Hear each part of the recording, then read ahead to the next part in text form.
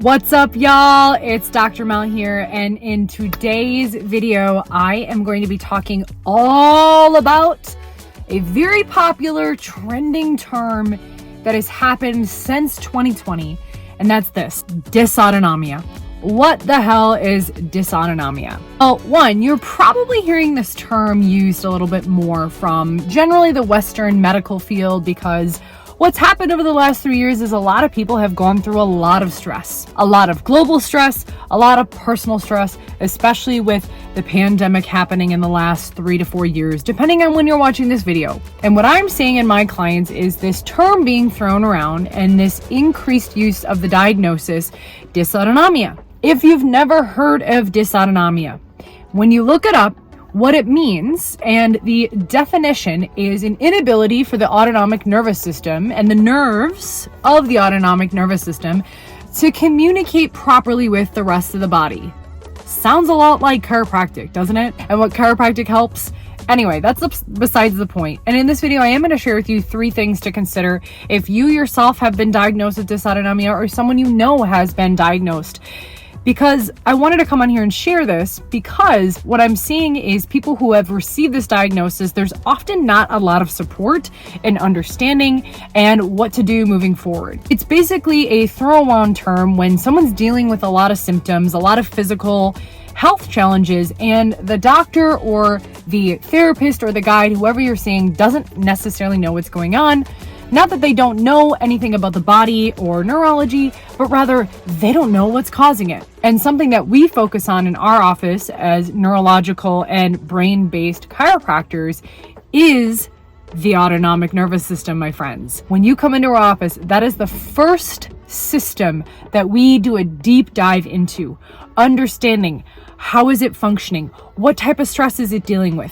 What type of stress are you dealing with? Because at the end of the day, my friends, you live your life through your nervous system. So let's back up before I get into 3 ways how you can approach this differently in your life. Again, if you know someone or you yourself is struggling with this, I promise this is going to help you, because I can get how frustrating it can be where you go from practitioner to practitioner and they have no idea what's going on because this is not their wheelhouse. And oftentimes, just a caveat here, when practitioners and leaders in the medical field or even the health field don't understand what's going on, we kind of come up with these names just to give it a label and deal with it later. What is the autonomic nervous system? The autonomic nervous system is exactly what it sounds like. It's the automatic part of your central nervous system that controls all the functions of the organs, the glands, the tissues in your body that you don't have to think twice about. So you've got your central nervous system, which includes your brain and your spinal cord, and then you have your peripheral nervous system, which is all the nerves that branch off of your spinal cord that go to basically your extremities and other skeletal muscles and things like that. This video is not to give you a deep dive into gross anatomy, but you get the point. So that's one part of your nervous system. Within that umbrella, you also have the ANS, or the autonomic nervous system, which is the part of the nervous system that comes off of the spinal cord and controls all your organs and glands that you don't really think twice about functioning and releasing different hormones, different enzymes, and things that is before your rational mind. Can you imagine telling your liver to release certain things every single day? Or can you imagine consciously needing to tell your stomach to release hydrochloric acid to digest the food you had for lunch? Exhausting, I know. So this is the autonomic nervous system, and it's very powerful. And the way that I like to explain it to my clients is the autonomic nervous system is the automatic part of your nervous system that is very primitive. And it's one of the first organ system that forms when you're an embryo. And as it connects to the central nervous system and your brain, from your brainstem and your upper neck, that is actually the last system that develops at ages about 25 to 29 is what we're finding when the prefrontal cortex of your brain finishes developing. Pretty cool, right? So what is dysautonomia then? Well, if we look at depending on how you spell it, D-Y-S, D-I-S, it's a state of imbalance, meaning When the autonomic nervous system gets dysregulated and becomes dysfunctional in our realm and our holistic realm, how we talk about it, it means that your nervous system has gone from a state of balance and equilibrium and homeostasis to fight, flight, freeze. You either are going and pushing the gas pedal, as we say, and you're go, go, go, and you're fight or flight, or you've got your foot on the brakes and things are freezing, things are collapsing, things are not moving as they are supposed to.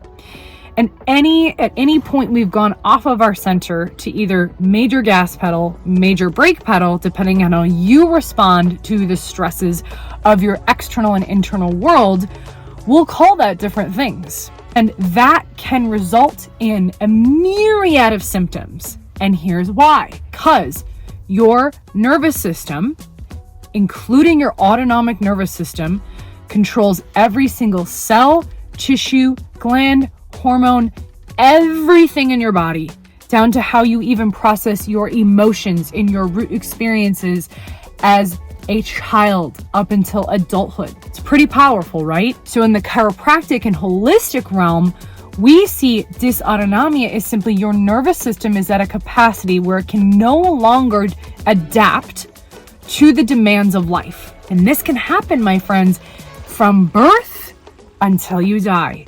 If you've had a traumatic birth, if you've had experiences in childhood that knocked you off your rocker, so to speak, and everything in between.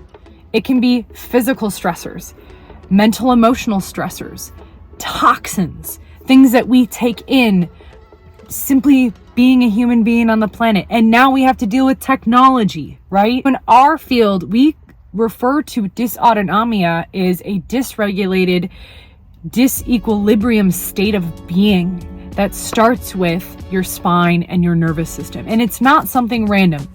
The way we like to approach this is not seeing you as a disease or a symptom or even giving you a label, but the way we have to begin understanding this, now to my points, is number one, what is causing this? Rather than just giving you a label, throwing a term at you and say, hey, here's some medicine, get out of my office, see you later. We in our realm, myself, Dr. Aaron, and a lot of other chiropractors in the world, like to say, what's causing this? When did this start? Why is the body not dealing with stress the way it was designed? Because here's the thing, my friends, when your nervous system is regulated and is functioning well, you can handle life. You have a wider capacity, as we say. You can handle the demands of life. But sometimes things happen, and our ability to adapt and our cup and our reservoir is diminished. So that's the first step. If you've dealt with this diagnosis yourself or people you hear it getting thrown around, you have to ask why. Dysautonomia is not just a random thing that happens. Oftentimes it's a stress building over time where the straw breaks the camel's back. That's point number one, is asking the question, what is causing this and why isn't the body happening?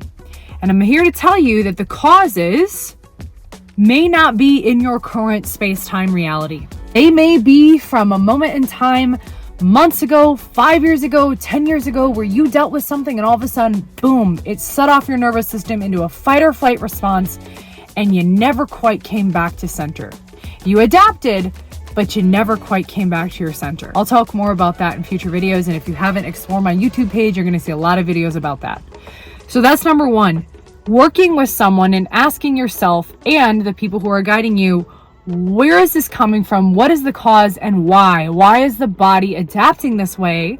Which leads me to my point number two, is rather than trying to chase and focus on isolated parts of who you are, working with people and within a system that looks at you as a whole being. It doesn't just look at you as a diagnosis or a bunch of symptoms to try to get rid of, but looking at the whole person.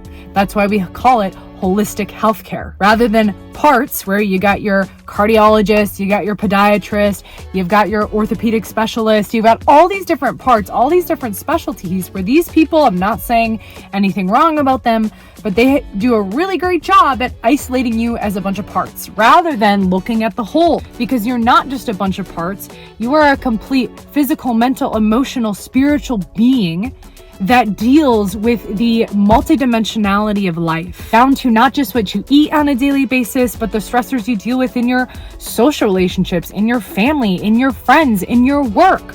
All of those things create who you are. And so if one of those things in your life is off and it's causing you a stressor, of course that can lead to physical symptoms, inviting you to look at your life differently. So that's number 2, is working in the holistic realm and the what we call the salutogenic paradigm, which is looking at the person as a whole and focusing on factors that create health, rather than in this model, the pathogenic model is focusing on disease and symptoms and trying to get rid of it, versus operating in a different paradigm. So again, number 1, why?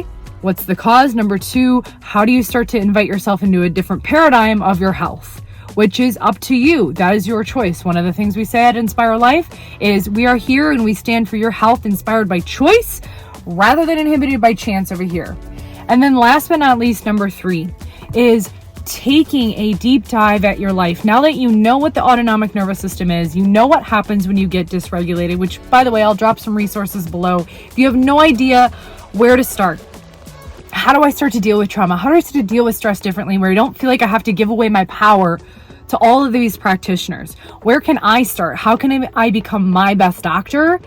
I'm going to share in point number 3 where you can start, becoming your best guide. One of my greatest values and my highest identities in life is to not only be a doctor, but to be a teacher, because doctor in Latin means to teach, docere, to teach, and to serve. And so that's my mission and vision on this planet, is to teach you about health and holism and human consciousness so that you can put yourself back in the driver's seat of your life. So number 3, I will drop a bunch of resources below to support you. And listen, they're free. I've got nothing to gain out of this video other than you getting better. Because in my eyes and in my paradigm that I'm choosing to live into and create for humanity, is the more that I can help people become whole and healthy and vibrant and vital, that makes planet Earth a much better place to live. Don't you agree? So thank you for joining me in this video. I hope this brought you some value, and take time with this. I know it can be frustrating to live in this paradigm and start to make the shift, but I can promise you, if you consider these 3 points I'm making, your life is going to blossom, and I promise that you can heal. The body can always heal. We just have to give it what it needs. So this is Dr. Mel. Thanks for tuning in, and I look forward to seeing you in the next video. Cheers.